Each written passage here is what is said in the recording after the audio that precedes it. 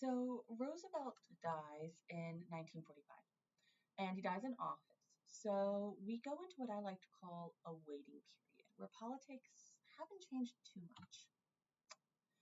So between Roosevelt, who dies in 1945, and John F. Kennedy, who becomes president in the 1960s, politics in the U.S. stay relatively moderate.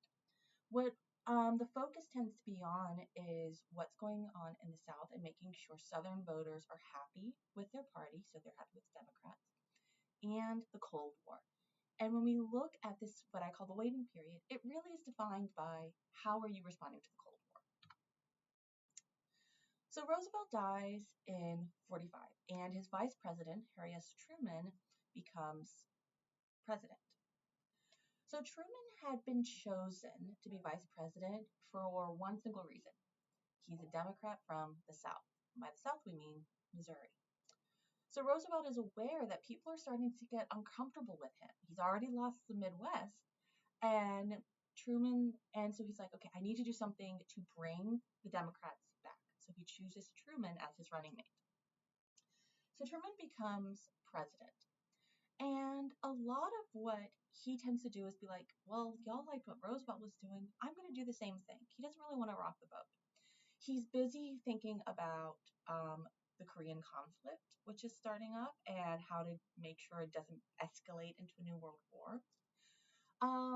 But he's also starting to think about, well, how can I get more support? And he wants to kind of have that majority that Roosevelt had. So Truman in 47, 48, desegregates the military. So before 47, 48, the military had been segregated by race. African Americans served in a unit, Native Americans served in a unit. If you were of Asian descent, you were in a unit. If you were white, you were in a unit. And they don't interact.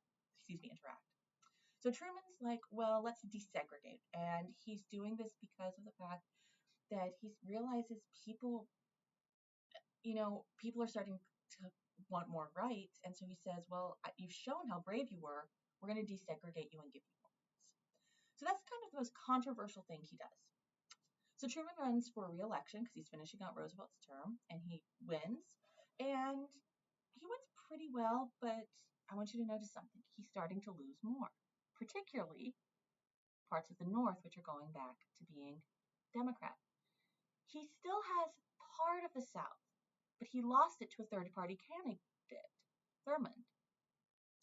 So he's struggling to keep hold of the South as a Democrat because the South is going, we're not sure what we feel about you. Like, for a Democrat, we're going to vote, but really? So Truman has his 2 terms. And after that, he is followed by President Eisenhower, Ike. If you live in Ada, President Eisenhower's birthplace is about an hour away, just over the Texas border. It's really close by. He has local roots here. Now, President Eisenhower, people love Eisenhower because he was a hero during World War II. He's responsible in part for the D-Day invasions. He was responsible for all of these different military victories during World War II. And so he's this war hero, and people love him.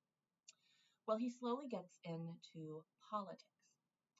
And people are like, well, the Cold War, this is a big deal. Help.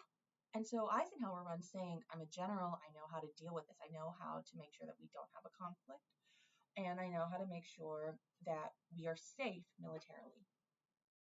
So Eisenhower runs. But there's something weird about Eisenhower. So Roosevelt is weird because he's a Northern Democrat. Well, Eisenhower's weird because he is a Southern Republican. The South is supposed to be Democratic. But Eisenhower is a Southern Republican. But his values are going to be a little bit different.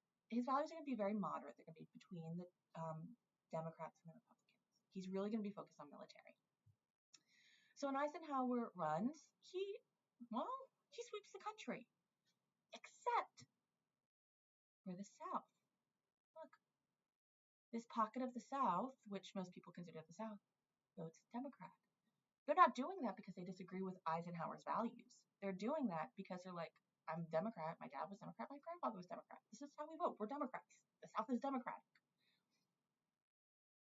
So they really do agree with what Eisenhower's doing militarily and in terms of policy. But they're like, well, we are the Democratic bloc. This is how we vote. So at this point in time, even though Eisenhower is a Republican from the South is still going to vote Democrat along those lines. This will start to change in a moment.